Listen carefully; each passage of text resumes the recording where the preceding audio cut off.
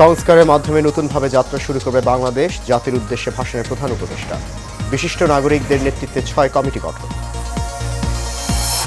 ফ্যাসিবাদের প্রেতাত্মারা দেশ ও বিএনপির বিরুদ্ধে ষড়যন্ত্রে লিপ্ত, টাঙ্গাইলে জনসভায় বললেন তারেক রহমান।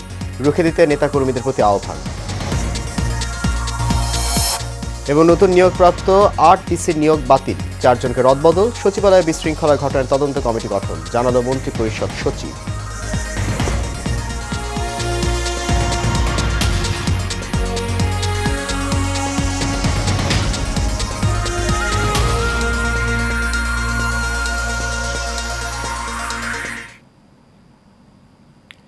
সবাইকে স্বাগত আছে এশিয়ান প্রাইম নিউজে। আপনাদের সাথে আছি আমি সৈয়দ মাহিউজ্জামান মুখর। শুনছেন বিআরবি কেবল ইন্ডাস্ট্রিজ লিমিটেড সংবাদ শিরোনাম। যাচ্ছে পুরো খবরে। জাতির উদ্দেশ্যে ভাষণে প্রধান উপদেষ্টা ডক্টর মোহাম্মদ ইউনূস বলেছেন, তারা সংস্কার চান। সংস্কারের মাধ্যমে জাতি হিসেবে নতুনভাবে যাত্রা শুরু করতে চান। আর সংস্কার করার প্রাথমিক পদক্ষেপ হিসেবে প্রাথমিকভাবে 6টি কমিশন গঠন করার সিদ্ধান্ত নেওয়া হয়েছে। এসব কমিশনের কাজ পরিচালনার জন্য বিষয়ভিত্তিক অভিজ্ঞতা বিবেচনা করে 6 জন বিশিষ্ট নাগরিককে কমিশনগুলো পরিচালনা করার দায়িত্ব দেওয়া হয়েছে। বুধবার সন্ধ্যায় জাতির উদ্দেশ্যে ভাষণ দেন প্রধান উপদেষ্টা। বিস্তারিত দেখুন রকিম মানিকের রিপোর্টে। বুধবার সন্ধ্যায় জাতির উদ্দেশ্যে ভাষণ দেন প্রধান উপদেষ্টা ডক্টর মোহাম্মদ ইউনূস। ভাষণে বলেন, অবাধ সুষ্ঠু নির্বাচনের জন্য কিছু সাংবিধানিক সংস্কার প্রয়োজন রয়েছে। নির্বাচন কমিশন, বিচার বিভাগ, দুদক, আইন শৃঙ্খলা, জনপ্রশাসন ও সংবিধান সংস্কারের জন্য 6 জন বিশিষ্ট নাগরিককে কমিশনের প্রধান করা হয়। তারা হলেন বদিউল আলম মজুমদার, শাহদিন মালিক, বিচারপতি আবু নাইম, সরফরাজ চৌধুরী, ইফতেখারুজ্জামান ও মুইদ চৌধুরী। 6 জন বিশিষ্ট নাগরিকের নেতৃত্বে এই কমিশনগুলো পরিচালনা করার দায়িত্ব দিয়েছে। এরপর আরো বিভিন্ন বিষয়ে কমিশন গঠন করার প্রক্রিয়া আমরা অব্যাহত রাখব। নির্বাচন ব্যবস্থা সংস্কার কমিশনের প্রধান হিসেবে দায়িত্ব পালন করবেন ডক্টর বদিউল আলম মজুমদার। পুলিশ প্রশাসন সংস্কার কমিশনের প্রধান হিসেবে কাজ করবেন জনাব সরফরাজ চৌধুরী। বিচার বিভাগ সংস্কার কমিশনের প্রধান হিসেবে দায়িত্ব পালন করবেন বিচারপতি শাহ আবু নাইম মুমিনুর রহমান। দুর্নীতি দমন সংস্কার কমিশনের প্রধান হিসেবে দায়িত্ব পালন করবেন ডক্টর ইফতেখারুজ্জামান। জনপ্রশাসন সংস্কার কমিশনের প্রধান হিসেবে দায়িত্ব পালন করবেন জনাব আব্দুল মুইদ চৌধুরী। সংবিধান সংস্কার কমিশনের প্রধান হিসেবে দায়িত্ব পালন করবেন ডক্টর শাহদিন মালিক। এছাড়া গণ অভ্যুত্থানে নিহতদের পরিবারকে পুনর্বাসন করা হবে বলেও জানান প্রধান উপদেষ্টা। মেগা প্রকল্পের নামে স্বৈরাচার সরকার যে লুট করেছে তা ফিরিয়ে আনার ব্যবস্থা করা হচ্ছে। প্রাতিষ্ঠানিক কাঠামো প্রায় ধ্বংসপ্রাপ্ত, বৈদেশিক মুদ্রার রিজার্ভ তলানিতে গিয়ে ঠেকেছে। আমরা এই অর্থনীতিতে প্রাণ সঞ্চারের চেষ্টা করছি, আমাদের উদ্যোগে সাড়াও পাচ্ছি।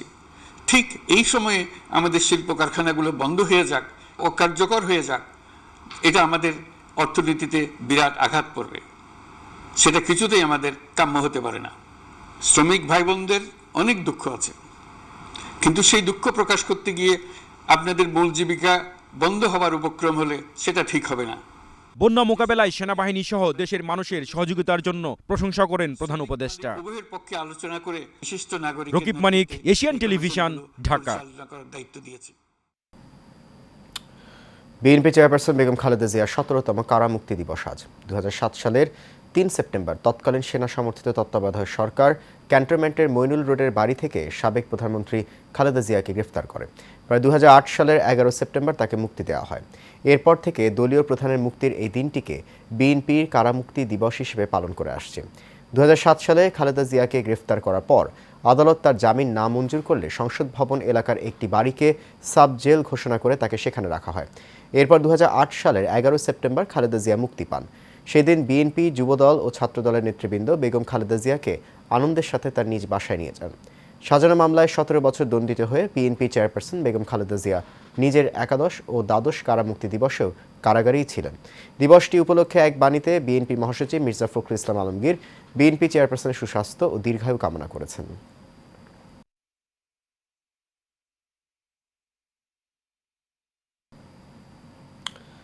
বিএনপির ভারপ্রাপ্ত চেয়ারম্যান তারেক রহমান বলেছেন, দেশে ফ্যাসিবাদী সরকারের পতন হলেও তার প্রেতাত্মারা রয়ে গেছে। তারা এখন দেশ ও বিএনপির বিরুদ্ধে ষড়যন্ত্রে লিপ্ত রয়েছে।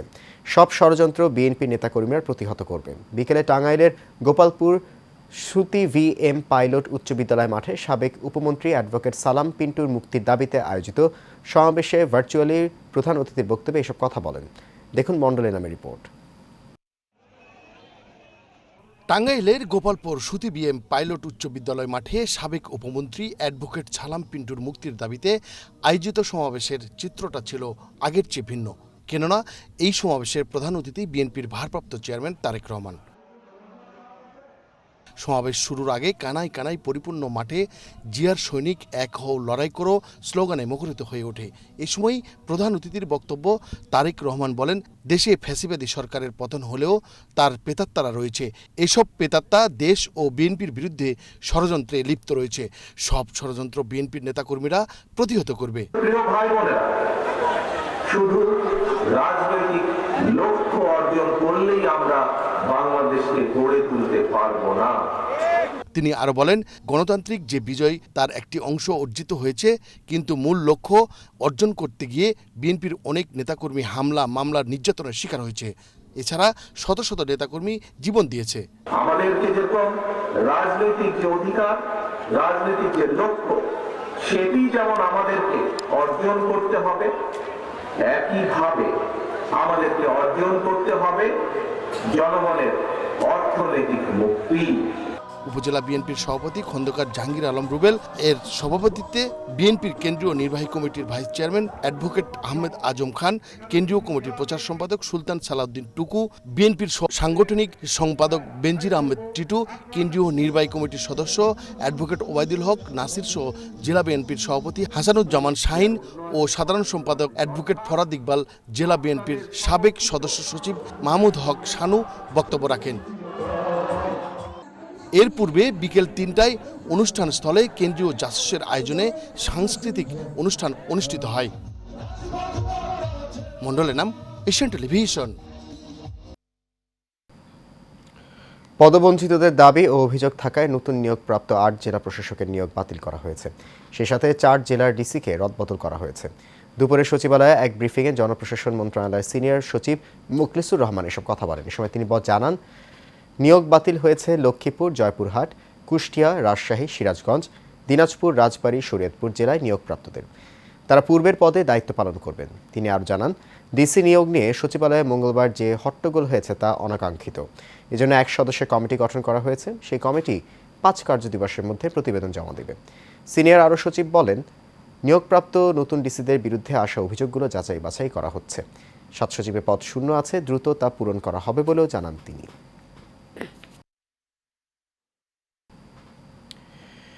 অগ্রণী ব্যাংক পিএলসির চেয়ারম্যান সৈয়দ আবু নাসের বখতিয়ার আহমেদকে ফুলেল শুভেচ্ছা জানিয়েছেন রূপায়ণ গ্রুপের চেয়ারম্যান লিয়াকত আলী খান মুকুল। গতকাল রাজধানীর মতিঝিলে অগ্রণী ব্যাংকের প্রধান কার্যালয়ে এই শুভেচ্ছা তুলে দেন রূপায়ণ গ্রুপের ভাইস চেয়ারম্যান আলী আকবর খান রতন, উপদেষ্টা ASM শাইখুল ইসলাম। এ সময় রূপায়ণ গ্রুপের ভাইস চেয়ারম্যানের সাথে নিজের বেশ কিছু পরিকল্পনা বিষয়ে আলোচনা করেন অগ্রণী ব্যাংকের চেয়ারম্যান।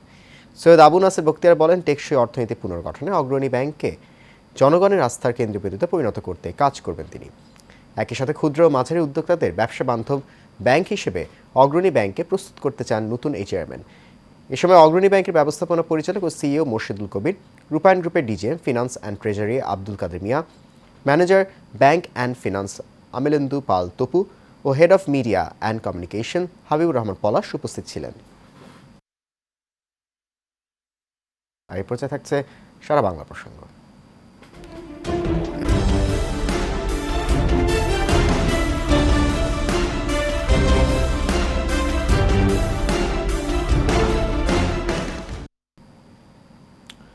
গাজীপুরের কাশিমপুরে ভবানীপুর এলাকায় বিগ বস নামে একটি কারখানায় আগুন লাগানো হয়েছে।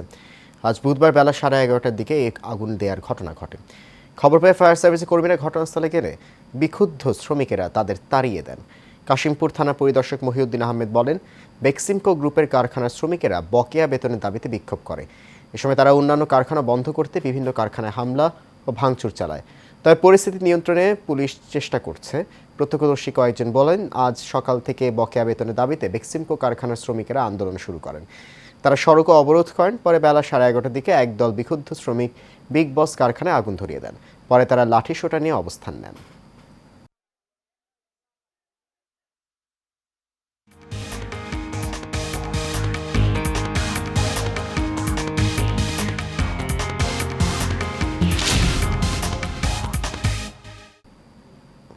আন্তর্জাতিক প্রসঙ্গ। যুক্তরাষ্ট্রে আগামী প্রেসিডেন্ট নির্বাচনের প্রার্থী ডোনাল্ড ট্রাম্প ও কামালা হ্যারিস প্রথমবারের মতো বিতর্ক করেছেন। আগামী নভেম্বর মাসে নির্বাচন অনুষ্ঠিত হবে। এই দিনের বিতর্কে ট্রাম্পের কঠোর সমালোচনা করেছেন কামালা হ্যারিস। তিনি বলেছেন, বিশ্ব নেতারা ডোনাল্ড ট্রাম্পকে নিয়ে হাসাহাসি করেন। এমনকি রুশ প্রেসিডেন্ট ভ্লাদিমির পুতিন তার লাঞ্চে ট্রাম্পকে খেয়ে ফেলবেন বলে মন্তব্য করেন কামালা হ্যারিস। অন্যদিকে এই বিতর্কে কামালা হ্যারিসকে যুক্তরাষ্ট্রের ইতিহাসে সবচেয়ে খারাপ প্রেসিডেন্ট হিসেবে আখ্যায়িত করেন ট্রাম্প। ট্রাম্প আরও বলেন, ডেমোক্র্যাট দলের প্রার্থী কামালা হ্যারিস প্রেসিডেন্ট নির্বাচিত হলে 2 বছরে ইসরায়েল পৃথিবী থেকে হারিয়ে যাবে, দেশটির আর কোনো অস্তিত্বই থাকবে না।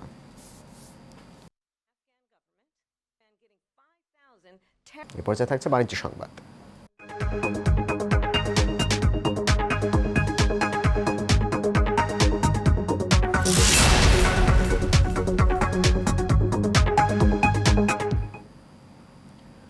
আকিজ বশির গ্রুপের সৌজন্যে আয়োজিত এসডিজি ব্র্যান্ড চ্যাম্পিয়ন অ্যাওয়ার্ডসের দ্বিতীয় সংস্করণে 39টি টেকসই উদ্যোগকে সম্মানিত করা হয়েছে। রাজধানীর লা মেরিডিয়ান হোটেলে ইন্টেলিয়ার এর সহযোগিতায় এক জমকালো অনুষ্ঠানের মাধ্যমে 16টি বিজয়ী এবং 23টি অনারেবল মেনশন প্রাপ্ত ব্র্যান্ডকে এই সম্মাননা দেওয়া হয়। বাংলাদেশ ইনোভেশন কনক্লেভের উদ্যোগে আয়োজিত এই সম্মাননার মূল লক্ষ্য টেকসই উন্নয়নের জন্য কাজ করা প্রতিষ্ঠানগুলোকে স্বীকৃতি প্রদান করা। অনুষ্ঠানের প্রধান অতিথি ছিলেন পরিবেশ, বন, জলবায়ু পরিবর্তন মন্ত্রণালয় এবং পানি সম্পদ মন্ত্রণালয়ের উপদেষ্টা সৈয়দা রিজওয়ানা হাসান।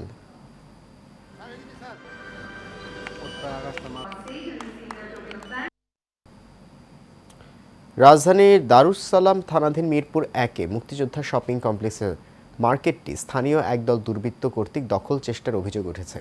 এই সন্ত্রাসী হামলা তীব্র নিন্দা করে 1 নং মুক্তিযোদ্ধা বহুমুখী সমবায় সমিতি লিমিটেডের পক্ষে সংবাদ সম্মেলন করা হয়। এতে বক্তব্য রাখেন সমিতির সাধারণ সম্পাদক শেখ ফরিদ। বক্তব্যে তিনি বলেন, সন্ত্রাসীরা হামলা করে মার্কেটের সমবায় অফিস থেকে 4 লক্ষ টাকা নিয়ে গেছে।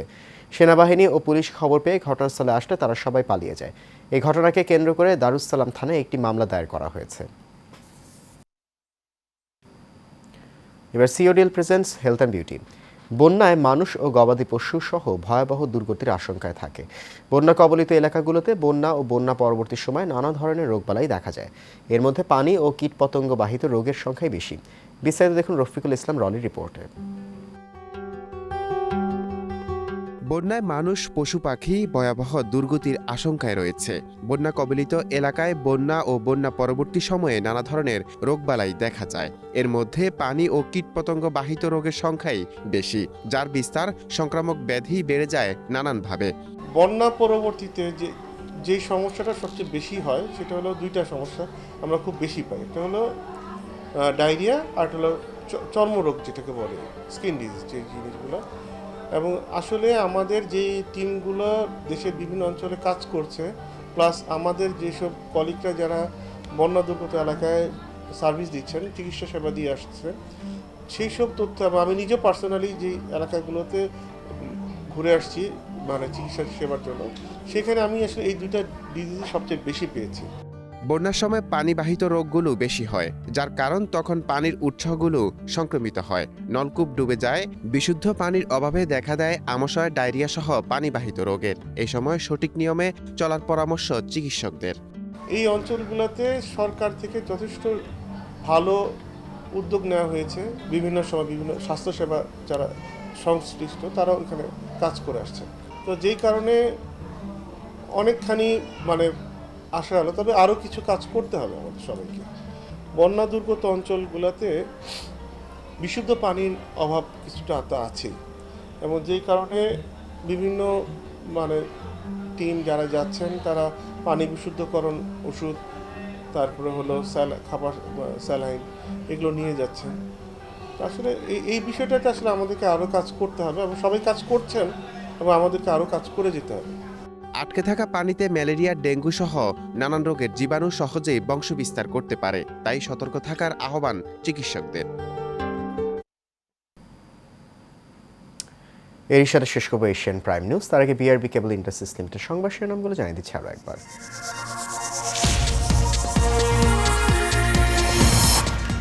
সংস্কারের মাধ্যমে নতুনভাবে যাত্রা শুরু করবে বাংলাদেশ, জাতির উদ্দেশ্যে ভাষণে প্রধান উপদেষ্টা। বিশিষ্ট নাগরিকদের নেতৃত্বে 6 কমিটি গঠন। ফ্যাসিবাদের প্রেতাত্মারা দেশ ও বিএনপির বিরুদ্ধে ষড়যন্ত্রে লিপ্ত, টাঙ্গাইলের জনসভায় বললেন তারেক রহমান। রুখে দিতে নেতাকর্মীদের প্রতি আহ্বান। এবং নতুন নিয়োগপ্রাপ্ত 8 ডিসির নিয়োগ বাতিল, 4 জনকে রদবদল। সচিবালয় বিশৃঙ্খলা ঘটনার তদন্ত কমিটি গঠন জানালো মন্ত্রিপরিষদ সচিব।